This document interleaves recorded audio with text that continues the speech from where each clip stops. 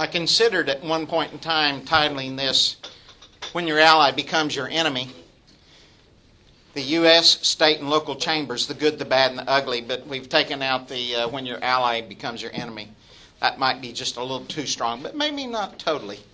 In Oklahoma, the Democrat Party, that Democrat label has been so decimated that it really is inconsequential in the state of Oklahoma.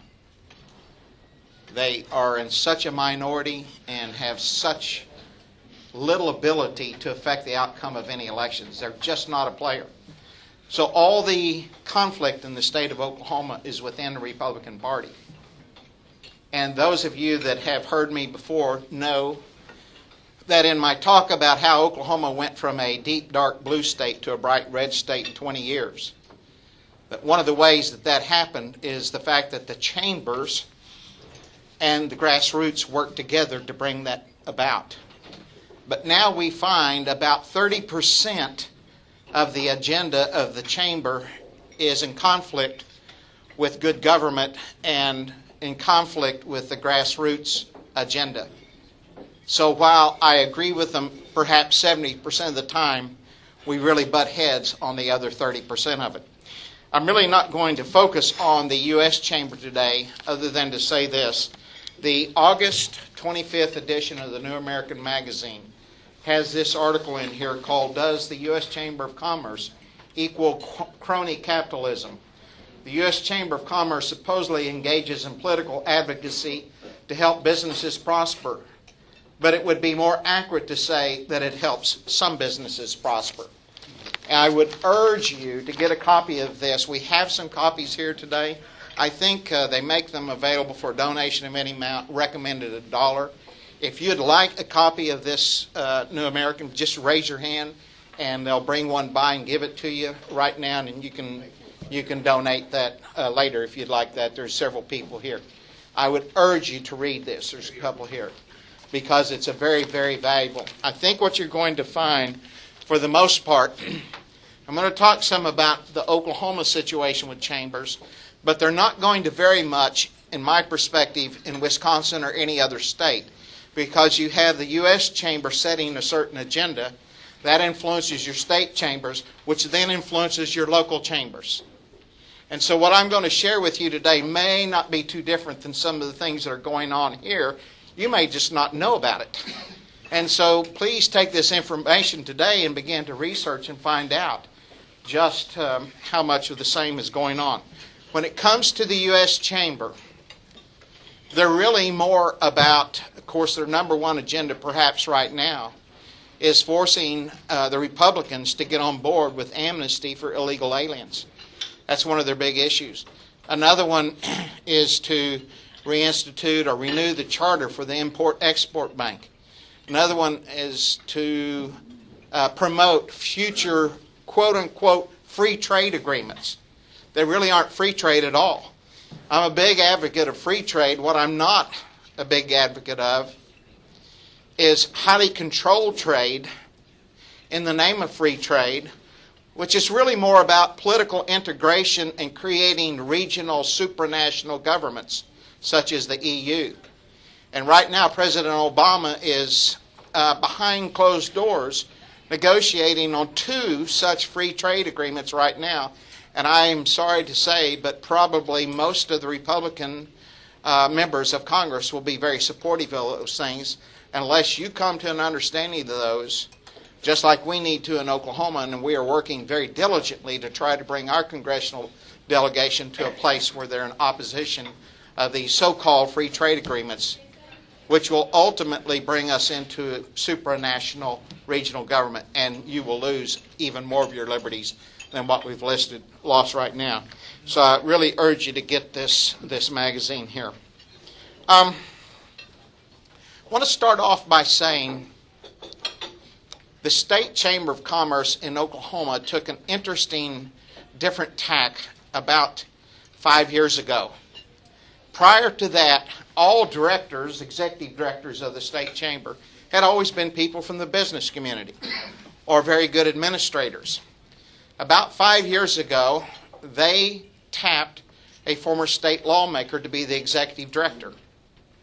This was a state House member that had been term limited out after 12 years, had run for Congress, came in fifth in a six-man race, was then hired by the Senate Minority Leader. Makes sense.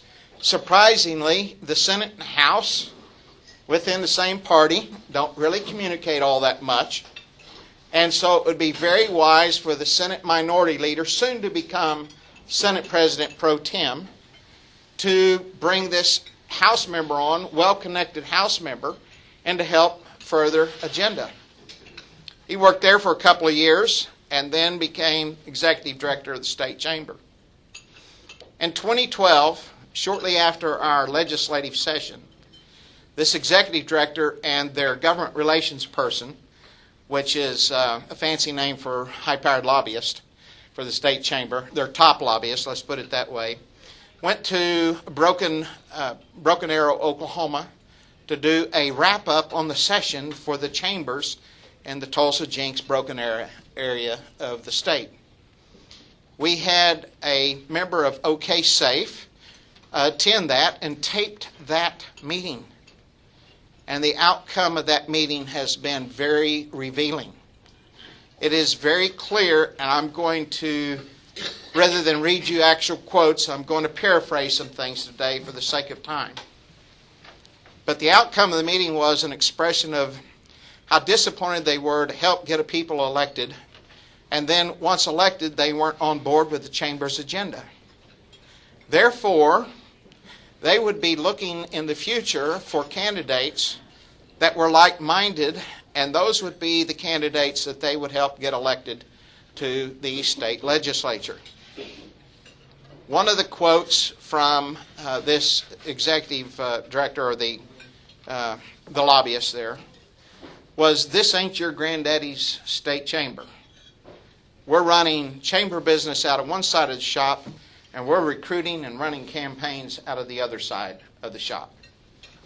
So what we're seeing right now is, through hiring some very skilled, high-powered political consultants, the chambers are having these guys go out and find the candidates that they want. They're putting the money into those races, and we have a new enemy in the state of Oklahoma, in my estimation, and that is these candidates that are brought in by the state chamber to do their bidding and their agenda. Now, let me suggest to you again, I agree with about 70% of the agenda. The good is this: the chamber has helped us get right to work passed in Oklahoma. The chamber has helped us with tort reform. The chamber's helped us with workers' compensation reform. Now, entering our second year, our rates have decreased across the board 22% on workers' comp. Our injured workers are getting their medical needs taken care of quicker, and they're getting back to work faster. It's been a win-win situation all around. They helped us work on our retirement systems in Oklahoma to make those more solvent. We have 7 retirement systems. Our teachers' retirement was the second worst in the nation. In the last 4 years, we've gone from a $17 billion deficit in our retirement funds down to a $10 billion deficit. And that's without any kind of a tax increase. That's just by doing some things smart, like taking away the COLAs unless you can pay for a COLA. That was one of the things that was killing our retirement systems. We were giving cost of living raises without putting the money in there to meet those needs. So the state chamber's done some very, very good things. Here's my problem with your chambers. They do not believe in free market capitalism. They are much more akin to what I would call socialist capitalism, or even more so, fascist capitalism. If you do not understand the difference that I'm talking about, this 29-minute DVD called Overview of America will explain this thoroughly. You must understand the difference. Because in this article, as it says, we're not talking about free market capitalism in this article about the agenda of the U.S. Chamber. I'm not going to take the time to explain the difference there other than in some examples here today. The other beef with the state chamber in Oklahoma is the fact that they want Oklahoma to be seen by certain types of people around the nation as progressive, as in step. Therefore, they don't want any issues dealt with, such as homosexual marriage, Second Amendment issues, Sharia law issues, any social issues. They would prefer there not be any discussion of them at all. They're concerned that as we successfully passed a law to prohibit any foreign laws being used in our state, and of course that was aimed at Sharia law being used in our state, they are afraid that we will be seen by people in Chicago and New York and Boston and San Francisco, Houston, Miami, and places like that as being rednecks. The same with Second Amendment issues, homosexual issues, abortion issues. They don't want anything dealt with except for financial issues. That's the main concern that they have.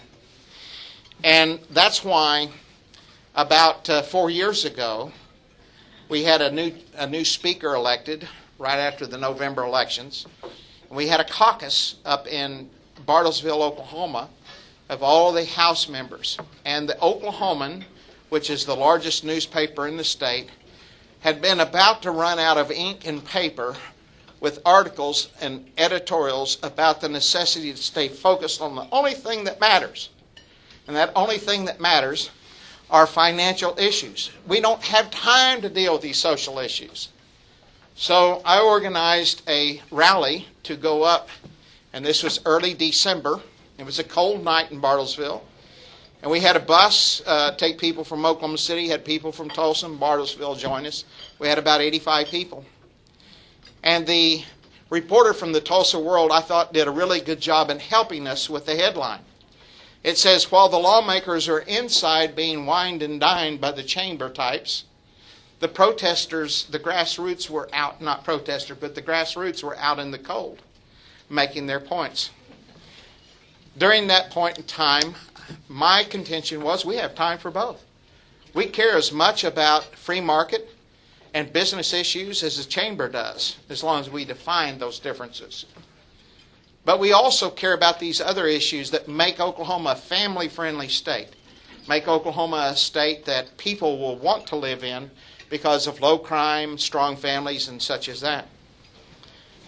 So when we got off the bus, I actually was wearing a Santa Claus costume. And the way the reporter couched it in the Tulsa World is when this Santa Claus got off the bus with a picket sign in one hand and a bullhorn in another, he was not bearing gifts. He had a list, writing down who was naughty and who was nice. When the article came out and they interviewed me after our talks and things out front, they asked me if the chamber was our enemy. And I said our enemy is too strong of a word on that. Because when they're right, we'll lock arms with them and we'll work with them and we'll do the right thing. It's when they're wrong that we're going to oppose them and we're going to fight them. I hope you keep that understanding in mind. That's the good thing. They do some good. So I don't want to lambast them too strongly in that aspect. But now let's talk about some of the other problems. A number of years ago, I had a spokesman come and talk to us about a new program in Oklahoma called the Prosperity Project. Little did I know at that time, but that was the beginnings of the state chamber's attempt to take over state government. And I believe that that's what they want, total control of state government in the state of Oklahoma. The Prosperity Project was sold like this. Businessmen, many of your employees just don't know who to vote for or how to vote. They're going to follow somebody's lead, so why not follow your lead? And therefore, you can put out a document that will be nonpartisan, and this document will be something that we create, and it's called here the Reid Report. And the Reid Report is something that after every session and before every vote, They run full-page ads in the Oklahoman and the Tulsa World with a scorecard on all of your lawmakers. Now, obviously, you're supposed to be a good lawmaker if your score is high and a bad lawmaker if your score is low. And I would say if you're in that 10 to 20 range, you probably are a bad lawmaker. Just like if you're in that 95 to 100 range, you're probably a bad lawmaker. The best place to be is in about that 55 to 65% range. That's what a good lawmaker is in my estimation. The problem is this is completely arbitrary and capricious. For example, one state lawmaker that did not score very well went to them and asked them to explain to him what the standard was used to grade him on. Turned out there were 83 votes. He voted right 78% of the time, and he had a score of 55. Well, how can this be? And he went deeper. And by the way, if you go to their website, they will never show you the votes that were used to determine this. As he explained, he actually voted the same way the Speaker of the House did on a crucial item, but he was knocked down on his score for the vote, whereas the Speaker of the House had a positive score for the vote. And he asked them why. And he said, well, we take other things into consideration, attitude and other things like that. Are you beginning to see capricious and arbitrary here? Another thing that was interesting a couple of years ago was up at the Capitol, close to the end of the session. We have a boondoggle in Oklahoma called the American Indian Cultural Center. It was supposed to originally be about a $110 million development in our kind of downtown Bricktown area, just 3 miles from our brand new historical society, which prominently features American Indians as part of the history of Oklahoma, as it should. But we want a Smithsonian-style museum for this, heritage center. And so the project started off, supposed to be $110 million. We've got about $90 million in it now. The state has borrowed $67 million to get it to the place it is, and it needs now another $80 million to finish. And we have been able to stop them for the last 3 years. What they've done is gone out and they've got some people in the private sector pledging to give $40 million if the state will borrow another $40 million to put in it, or come up with it any way they can. So here is 2 years ago, I'm down at the legislature, the last week of session, full court press on coming up with this $40 million. And here a senator hands this to me. It had been given to him that morning. It basically comes from the Oklahoma City Chamber of Commerce saying that if you don't vote for this, you'll be docked 15 points off of your Reed report. You have some people there are scared to death to score low on a Reed report because the chamber has the money to run full-page ads. We look at the Oklahoma Constitution's conservative index. That now in its 35th year. It's the only thing in the state of Oklahoma that accurately ranks our state lawmakers on a conservative and liberal basis. All 10 of the questions each year are published that ranking is based upon. All Republicans have an opportunity to influence that ranking, not only in suggestion of bills, but also in debate, whether bills actually clearly reflect a conservative or a liberal bias. So we don't have the funds. The grassroots never has the $8,000 it takes to run this in the Oklahoman, and probably a similar amount of money in the Tulsa World. So there again, the money talks so loudly in that situation. And in fact, in our work together with the chamber to bring a Republican majority, now when we butt heads, the Republican majority is faced with this conflict. Do we go with the money or do we go with the grassroots? Which do you think there's a tendency to want to do? Particularly as the chamber is electing more and more people. Another little problem that came up for them is the fact that sometimes some of the agenda that they're able to get passed is struck down in the courts. So they decided to come up with a judicial rating system. You see, all of our appellate courts are on a judicial retention ballot. not every justice every year, but some from our 3 appellate courts are on this judicial. So they've come up, and State Representative John Bennett blew the whistle on this. They were trying to do this quietly. He blows the whistle on this, and what he does is names the people that the state chamber has picked to sit on this committee that will determine who the good judges and the bad judges are based upon business criteria only. The problem is some of these people on the committee represent businesses that have to stand in front of the courts. I think that's somewhat of a conflict of interest, in my opinion, a little bit anyway. Then we get down to a situation where this year Oklahoma probably passed the strongest Common Core repealer bill in the nation. Not only does it truly stop Common Core in at least 2 of the 4 areas, but we have also adopted a process where we go back to our old past standards for 2 years while we develop new standards. And if the new standards are not acceptable, then our state legislature has veto power over what the citizens and the educrats create in the new standards. So also a review to make sure testing is different. So it's a very strong repealer bill. It passed with very strong majorities in both the House and the Senate. We get to when session is out, our governor has 10 or 15 days to either sign or veto a bill, or if you do nothing, then it's a pocket veto, what's called a pocket veto. So what the chamber is doing is running full-page ads not only in the Oklahoman, but full-page ads in the Tulsa World and many of the other larger newspapers, urging people to contact your state rep, to contact the governor to veto Common Core. She did not. She signed the bill, the repeal bill, to repeal Common Core. It was also a little bit difficult for her because at the time she was the sitting president of the National Governors Association, the front group that was supposed to be where Common Core actually came from.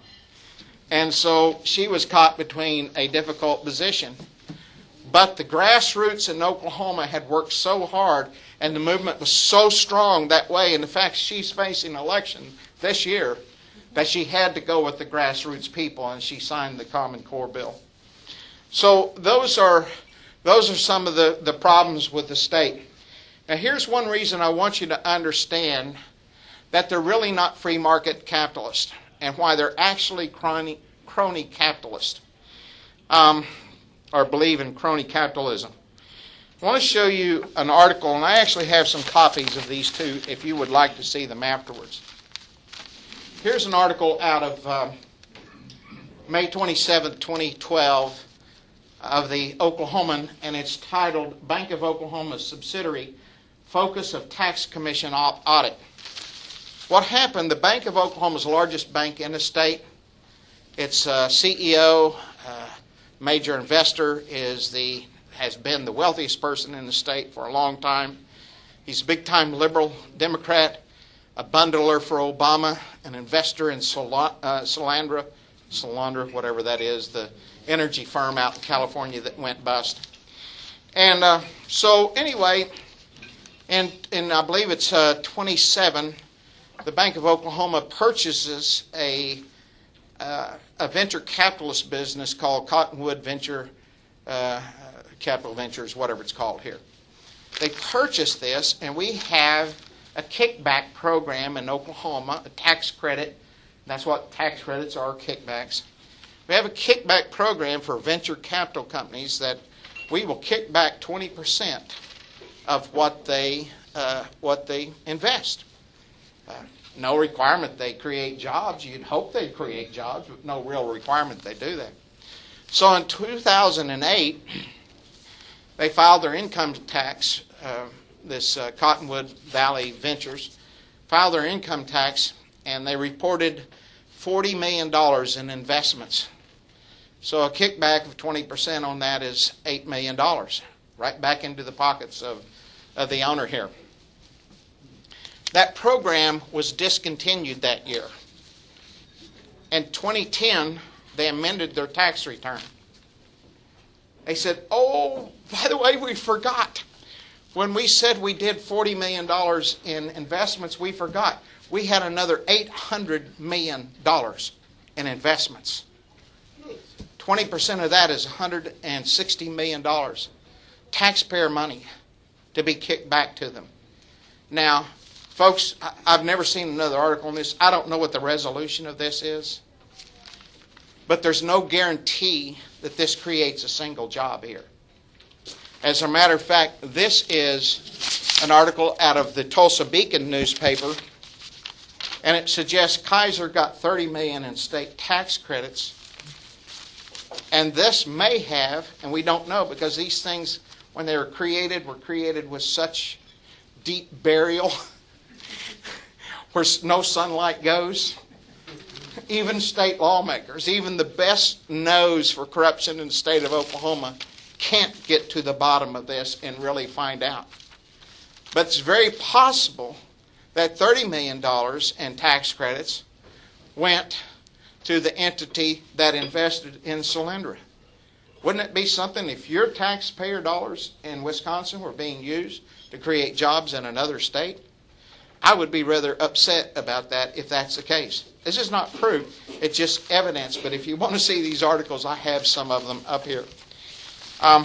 They're very much into making sure their buddies have the favored opportunity, the favored subsidies, the favored location, and stuff like that. Another problem with tax credits that we're facing in Oklahoma is our budgeting process. Because these tax credits are transferable in many cases. Meaning, if I didn't make any money in this one entity, I can sell this tax credit to somewhere else. And so other businesses will use it to lower their tax benefit. And we never know when they're going to do it. So you plan in your budget, and all of a sudden, if they pull the trigger, you could be off tens of millions of dollars in your budgeting just based upon when these companies, when these corporations want to do this.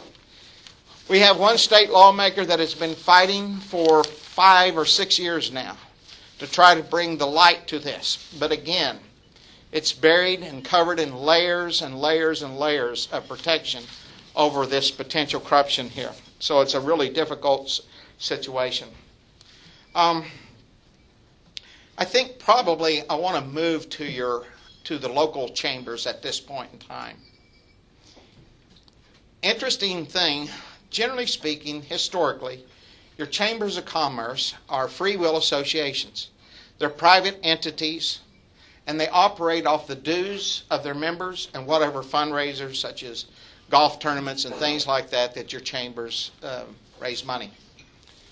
However, in more recent years, we're seeing a trend where they're beginning to receive a lot of tax dollars to use for chamber business. And I began to be alerted to this based on this article right here coming out of the Oklahoman on August of 2012. And it says attorneys for Shawnee accuse local chamber of misusing tax dollars. Here's basically what happened. The town of Shawnee had a hotel-motel tax. And I don't know if your communities have them here. It's each individual community determines if they're going to have one and what the amount is. And it will always be on top of your state and local sales tax. And sometimes in Oklahoma, our local sales tax or state, maybe county and local, will be around 8.5%, something to that nature. And then you come in with another 6 or 7% hotel-motel tax. So if while you're traveling and you look at your bill and you see that you're being taxed at about 15, 16, 14, 17% for your hotel bill, then you'll understand here there's almost a double taxation. So what was going on in Shawnee was the city government was turning over all of their hotel-motel tax to the local chamber of commerce to promote the community. Well, what they did is they went out and bought prime piece of land on Interstate 40 and one of the intersections in Shawnee. They bought this $500,000 piece of land. They put down put down $250,000, and they had a note for another $250,000. The problem is, when they bought the land, they didn't put it in the name of the city. They put it in the name of the Chamber of Commerce. And when the city found out they'd put it in the name of the chamber, they immediately ended their contract with them.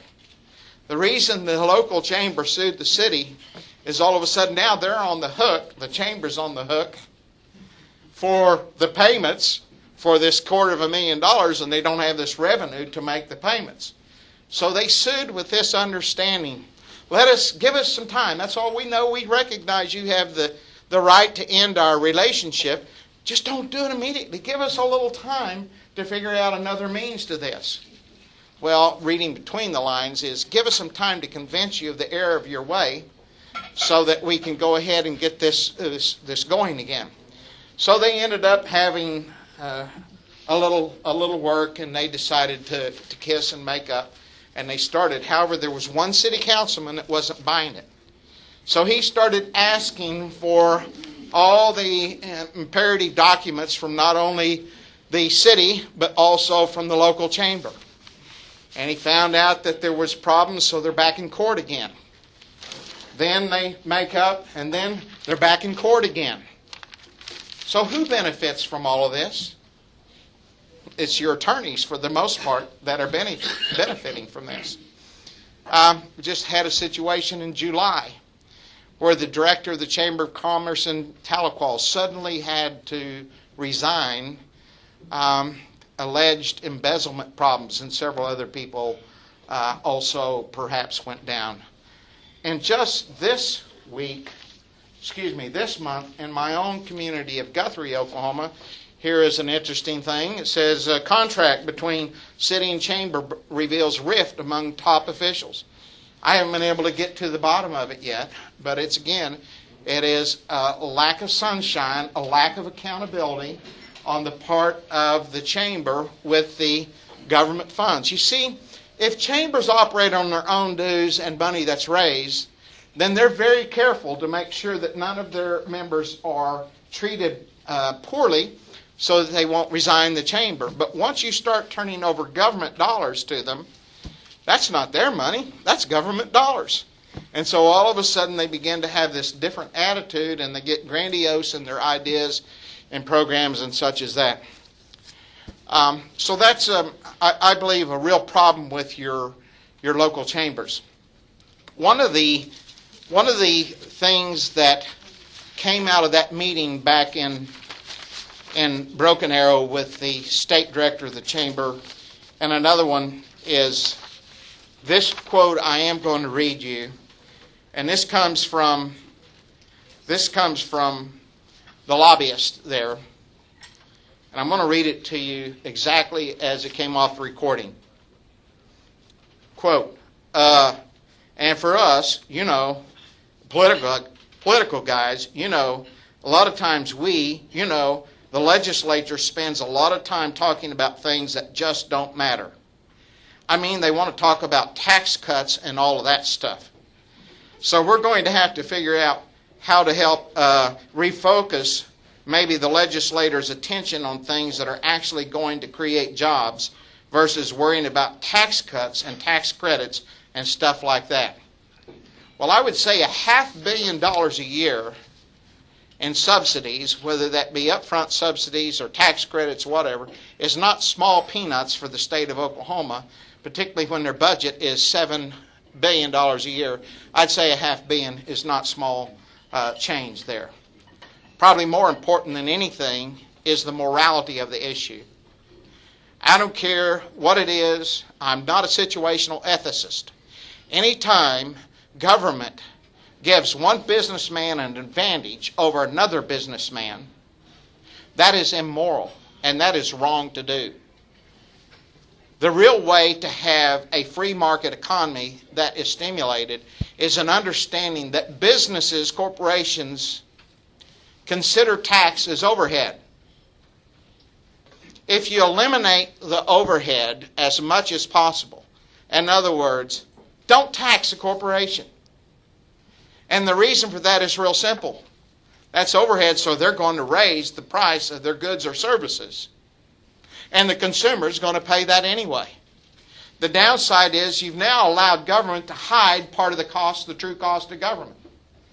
Secondly, and the most damaging, is the fact that it makes the goods and services you produce in your own state or community more expensive and less competitive on a national and an international marketplace. So the real way to stimulate an economy, and we all want a strong economy, just like you folks here in Wisconsin, the same with us in Oklahoma. We all want a strong economy.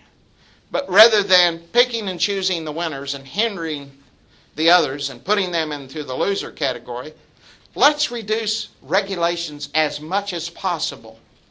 And let's remove the overhead of taxation. That's the right way to do it. We have a difficult time in Oklahoma, and we have a good economy because of the oil and gas industry. But we have to compete with Texas right next to us. Texas has no corporate income tax. Texas has no personal income tax. Texas has no sales tax on groceries. We have all of the above. And we've reduced our personal income tax. We've reduced some of our franchise tax. But it's hard to compete with Texas when they have so much of a better business climate there.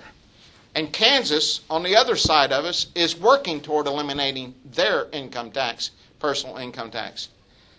So if Oklahoma is not careful, we're going to be sandwiched between two states that have a better business environment than we do.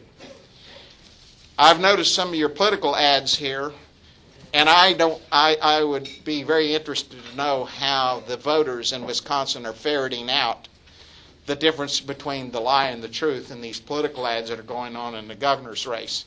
Because it appears to me like someone's fibbing and someone's telling the truth, is what it appears to be me like. In concluding this, the chambers, up until this year, have been involved in open seat races. This year they took a different tack, and this is the ugly. They decided to go after some of our most conservative lawmakers in the state of Oklahoma. My lawmaker, State Representative Jason Murphy, not even arguably, measurably, is the most conservative lawmaker in the state of Oklahoma. After 8 years, he's the only lawmaker in the state with a perfect 100 lifetime average on the conservative index. You can ask any lawmaker out there who the most conservative is, and they'll tell you it's Jason Murphy. So they went to a candidate, and they offered a candidate $40,000 to $60,000 to run against Jason. He turned them down. They went to another candidate, another potential candidate, same offer. Turned them down, but said, I know another person you might contact. That person turned them down. They inquired about another person, and they were told this would not be a good candidate. Finally, a person did file against Jason. Now, I might mention one thing. Jason had $1,000 in the bank. He didn't draw an opponent 2 years ago. And unlike most candidates who try to raise the largest war chest possible to fend off and scare off a potential challenger, Jason knows that dollars for conservative grassroots candidates are scarce. So he didn't want to collect a bunch of those dollars 2 years ago when he didn't have an opponent. He will not allow a lobbyist to even buy him a cup of coffee. He will not accept money from any PAC or any lobbyist or a PAC that is controlled by a principal that has a lobbyist. He just will not take any of their money at all. He will not even allow them to buy a cup of coffee. And so they thought he was vulnerable on this. We're probably the only PAC he's ever taken money from because we are a general interest PAC and we have no lobbyist. Our members voted to support him. Our finance committee put $2,500 in his campaign. I sent out a fundraising letter on his behalf. He sent one out to his other people who supported him in the past. And almost overnight he raised $17,000, the most he's ever raised. Probably used 9 of it. And he beat his opponent, who did turn out to be the candidate of the state chamber. Beat him 84% to 16%. Another very conservative, top 5 conservative, was Paul Wesselhoff and more.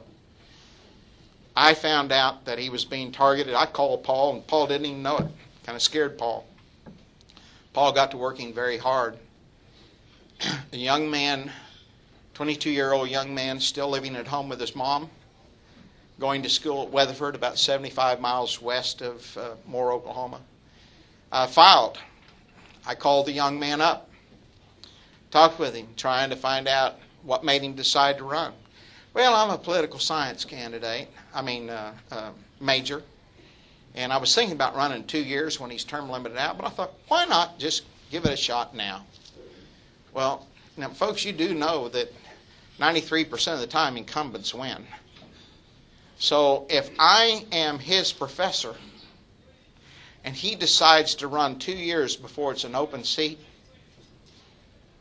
against a very strong and popular elected official in his district, I'm giving the guy an F on his political science grade, is what I'm doing. Anyway, it turns out Paul got 78% of the vote, the kid got 22%. Another candidate that the chamber, a former lawmaker, decided to run again, a fellow named Kevin Calvey. Kevin had been out of the legislature for a few years, and there was an open seat in his district. He's got 4 years left that he can serve. He decided to run. When the chamber found out he was running, they called former Oklahoma County Republican Party chair in, and they offered him unlimited funds if he would run against Kevin. He's a friend of Kevin's. He said, no way. He left, and he went and immediately told Kevin what was going on. By the way, back to the Paul Wesselhoff. They went to another candidate first who would have been a very strong challenger and a very good guy. They went to him and offered him $90,000 to $120,000. So what the chamber is not only doing, and they weren't successful, Kevin won in a 4-way primary, won with like 55% of the vote. But it's not just the fact that they tried to take out some of the best and the most conservative lawmakers in the state. It's also a warning shot across the bow. We have an agenda. If you don't walk in our agenda, we're coming after you. Because we have the power, we have the wealth, we have the strength, we have the best consultants in the state that are in our stable. That's my opinion anyway. And we're coming after you. So do you understand now why I consider your state chamber to be perhaps our real enemy now with the decimation of the Democrat Party? And it's really over 2 things. Are we going to have free market capitalism, or is it going to be fascist/socialist capitalism that's going to power us? And that's why I am trying to give this. I have been giving this speech all over the state of Oklahoma, and why I want to share it with you, because I hope you realize that those that may be your allies today may have some hidden agendas for tomorrow, should your state gain more and more strength within the Republican Party. I think that's a good thing. A part of my talks that I have given on the changeover from a deep dark blue state to a red state is the benefits with the Republicans in control, and the benefits are pretty significant. But most of those things that needed to be changed pretty well have taken place. We got a few more things, but a lot of the changes have already occurred in Oklahoma to make it a better state. Now the question will be, what kind of a real state will we be going forward? Will we actually live up to that expected or proposed concept that we're the reddest of all red states, whatever that means? I care about whether or not we're a constitutional state, whether we honor the principles of good government and a free enterprise. Thank you very much. I hope I'm not wearing my welcome out. This is my 3rd time in 2 years, and I appreciate you folks coming to hear this. If there's any questions, I'll be glad to try to answer those. Yes, ma'am. One thing you got to realize in this state, it's much different in your state. Yes. Because, boy, most of the ones that are parasites or whatever that sit on their butts, they're over 50%. And the working people, there's only maybe 40-some% that are carrying the rest of them. So Yeah. it's going to be very tough in this state. Yeah, we're as far as decimating the more liberal party, you're behind us there in that. But I'm just telling you, you take care of one problem, and there may be other problems that you have to deal with after that. So,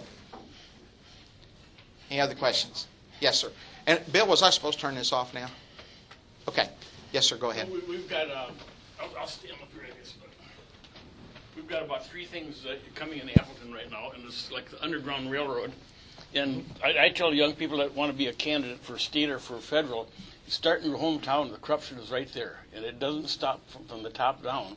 Now we're looking at a library, we're looking at an exposition center. Half of the stuff is hidden agenda stuff. Mm-hmm. They're looking at a library, $42 million, and I've got evidence that they can remodel one for $17 million and make it the state of the art in the whole United States. The Chamber of Commerce down there invited him to a couple of my meetings. He said, I've talked it over with my members, I've decided I better not get involved. Mm-hmm. And it's that same thing, they're part of the government. Mm-hmm. Yep. And these hidden agendas, nobody wants to do anything about it. It's, yep. The mayor gets contributions, and he appoints guys that contribute. Mm-hmm. So the whole thing is canned from the day you become mayor. City government is a jurisdiction of government I absolutely can't stand. It is so difficult. Most generally, your mayor and your city councilman are elected to see how much federal and state dollars they can get for their city, and it's just a real different entity. It's maybe a speech for another time, but I'll just briefly say this. We've kind of done something interesting in the county in which I live. And this started probably 25, 28 years ago with no vision in mind, but it started by first voting out of existence our county planning commission. So now if you live in the county and you're not in a city, an incorporated city limits, you can do virtually anything you're big enough to do. If you want to build a home, there's only one permit, one inspection, and that's for your septic system. If you want to burn trash out in your yard or in your pasture, as I do, you can do it. There's no permit that you have to do. It's about the freest place in the state of Oklahoma that we can live. About 17, 18 years ago, we had a school bond coming up in the Guthrie schools. I thought it was particularly bad, so I organized an effort to fight this school bond, and it lost. In Oklahoma, fortunately, school bonds require a 60% supermajority. It lost pretty overwhelmingly. I think it lost with about 52% no vote, so it was a long ways off. Since that time, 7 of the last 9 school bonds have been defeated in Guthrie. And I've led organized efforts on 6 of those times that it's been defeated. 2 of them were money for all-day 4-year-old preschool. And there's some really good research to show basically this one thing with all early childhood education. And that is the children that are the beneficiaries of that. It's very helpful to them until about the 2nd grade. And from about the 2nd grade on, there is no measurable difference between children that had early childhood education and those that did not. The largest study that's ever been done on this issue even suggested, large in the numbers of children that were in the study, largest in the number of years that they were followed. It's even suggested that there may be more problems come about this, behavioral problems created by excessive amount of peer pressure or peer influence. And so defeated 2 of those for that reason there. Anyway, the new superintendent up there 2 years ago asked me to serve on the Long Range Planning Committee. So I did for a year, examined everything that we have, and the idea was rather than have Charlie on the outside chunking concrete at us, Let's bring him on the inside and make him a part of the solution of the problem. Try to shorten this down. When it came to the night of our final recommendations, I came out of the closet. I told the other members of the Long Range Planning Commission I had worked to defeat 6 of the 7 that had been lost over the last 17, 18 years. And told them I would not support this one. The only question is whether I oppose it or not. And I really tried to be helpful and urged them, whatever you do, keep the cost of it low.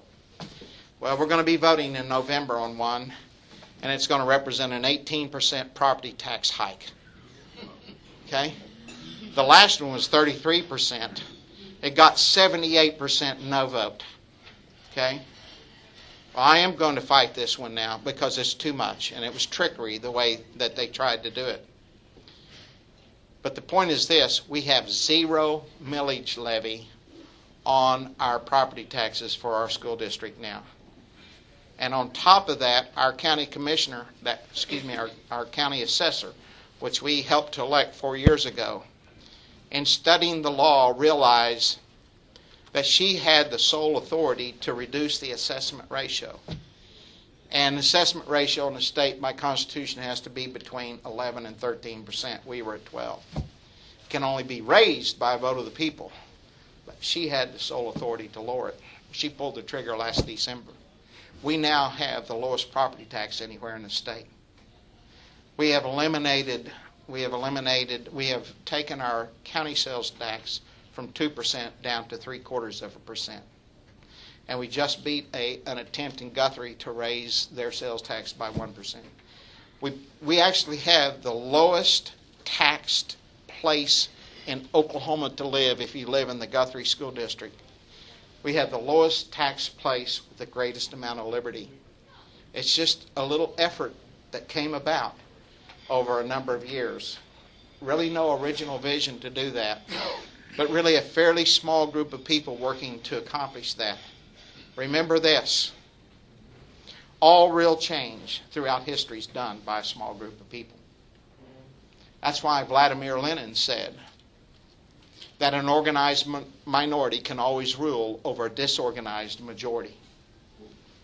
And it's an incredibly small number of people, not more than 15, that's been able to control these school bonds, help elect the right people to county commission seats. We were able also to sell our county-owned hospital, put it into private hands, improve the quality of health care when that happened, and it put $8 million in the hands of our county commissioners to benefit the citizens with better roads and other ways. So local government can be influenced, but the more you have an understanding of how things work, and the better you strategize and work to do that, the more you can make happen. David, is that it? That is it. Thank you. Thank you. Appreciate it.